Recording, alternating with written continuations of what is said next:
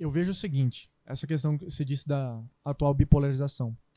O aluno, por exemplo, questionar o professor, tá tudo certo. Eu sei que você disse no intuito de, por exemplo, uma discussão mais severa e tudo mais. Você não disse no sentido de um questionamento comum, tradicional, né? Tirar uma dúvida, por exemplo. Sim. Você falou no sentido mais enérgico da coisa. Então o que eu vejo é o seguinte, essa questão, por exemplo, de bipolarização que nós estamos vivendo agora, a galera da geografia, né, grande parte dos geógrafos ali e alguns historiadores estão chamando agora de a nova Guerra Fria, né, apesar desse termo já ser utilizado para um período aí de 79 até 85, que é uma das fases da Guerra Fria, a quarta fase da Guerra Fria, da primeira Guerra Fria, né? Esse período de bipolarização, eu vejo o seguinte, o problema aí não é o camarada ser de esquerda ou ser de direita. Uhum. Eu vejo que o problema está nessa questão que você disse, e eu concordo com você nisso, da questão do radicalismo. A minha preocupação quando eu olho para o indivíduo é o seguinte, não é questão, defende o comunismo, o anarquismo, o liberalismo, o capitalismo, qualquer tipo de coisa. Eu acho que o espaço para discussão, que é isso que você está falando, ele está sendo limado. Sim. Por quê? Porque o problema não é ter a ideologia diferente, não é ter o segmento político diferente. O que eu vejo é o seguinte, é o conflito que isso está gerando. É porque faz parte da democracia. Lógico. Tem que ter a discussão. Sim, o que é bom para mim, às vezes não é bom para você. Exato. É aquela velha história.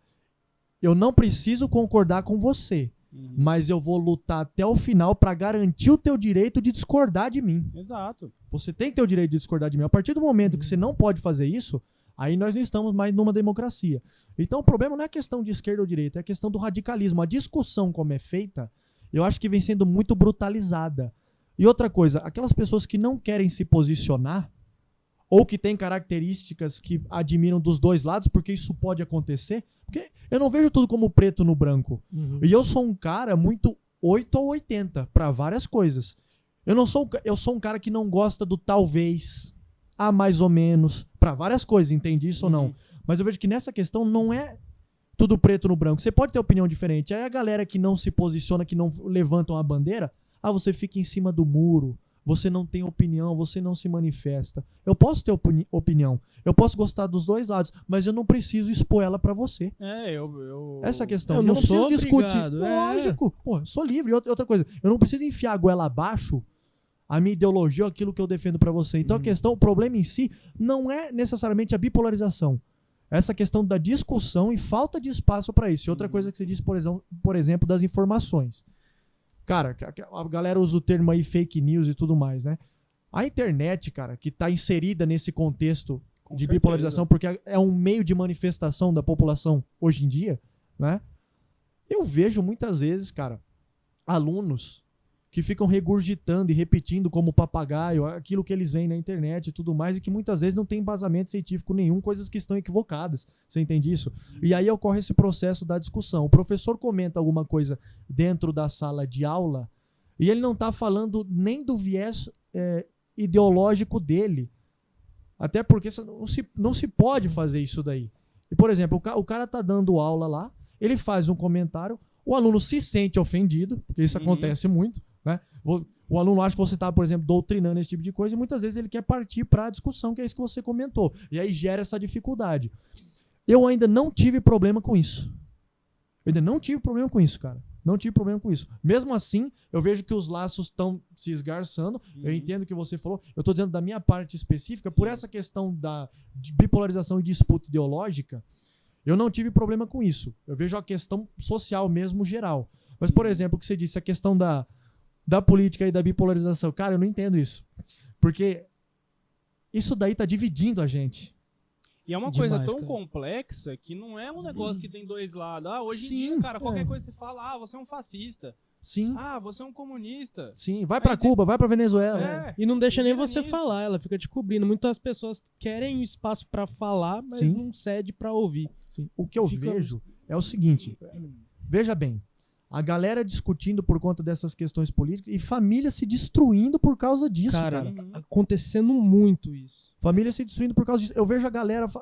Chega no final do ano, a galera fala, professor, como que eu vou sobreviver a esse Natal? Porque as pessoas que vão na minha casa defendem tal viés político ou tal ideologia e tudo mais. Quer dizer, o cara tá fazendo uma preparação mental para conseguir sobreviver ou discutir com as pessoas da família dele argumentação política, esse tipo de coisa no Natal, que não serve para isso. Exatamente. Quer dizer, as pessoas estão ali para se reunir, né, para fazer uma comunhão, para ter um tempo juntos ali, e isso vai gerar um processo de discussão. Eu posso falar um negócio aqui rapidinho para vocês, de como que eu entendo essa questão do processo político, que seria uma coisa muito mais fácil e talvez geraria uma tranquilidade muito melhor.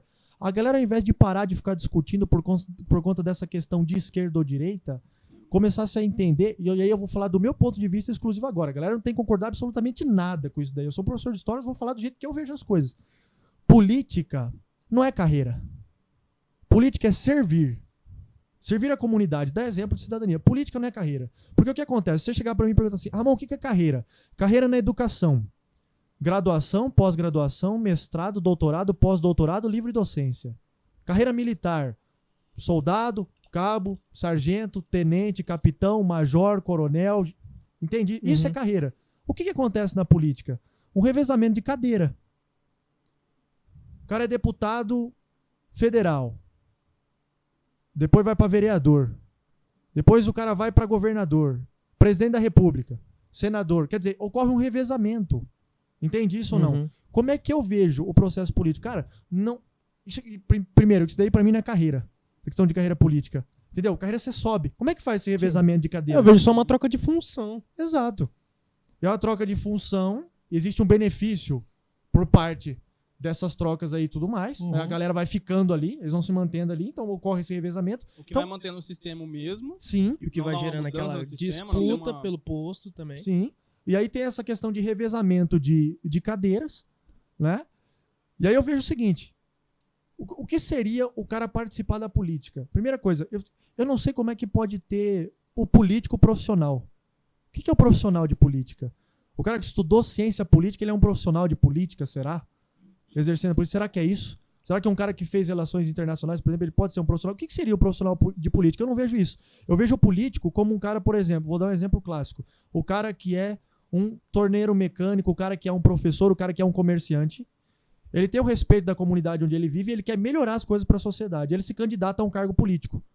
Ele é eleito. Ele vai servir a comunidade dele ali. Quando termina o tempo dele de servir, ou ele vai para um cargo político nessa hierarquia para cima, né?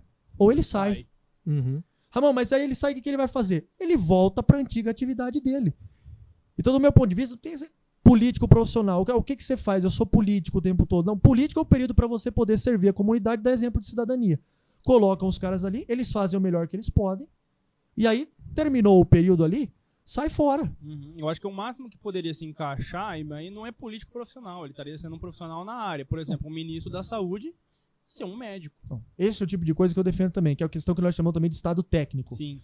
O cara, para ocupar cargos, ele tem experiência dentro. Né? Tem que saber o que ele está fazendo. Como que uma pessoa que nunca educou alguém vai ser ministro da educação? Vai ser ministro da educação. Como que alguém que nunca entrou em um hospital ou não trabalhou em um hospital público, hospital da rede privada, vai ser ministro da saúde?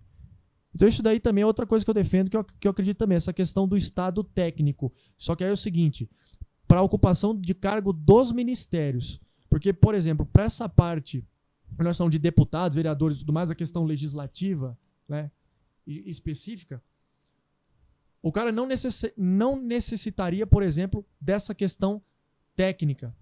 Porque aí vai pela elaboração de leis e aprovação de leis que servem como bem comum para a sociedade. Então o cara não precisa ter especificidade nessa área, entende? Agora é o seguinte, plano de governo. Acabou o governo, acabou o plano. Entra um outro camarada, muda fazer tudo o que o cara fez antes. Muda o plano. Por que não se faz um plano de nação? Ó, vamos estabelecer aqui, ó. Para infraestrutura, estou dando um exemplo, setores de infraestrutura, saúde, educação, emprego e segurança, vai investir tanto. Nós temos que chegar nisso daqui de taxa de alfabetização.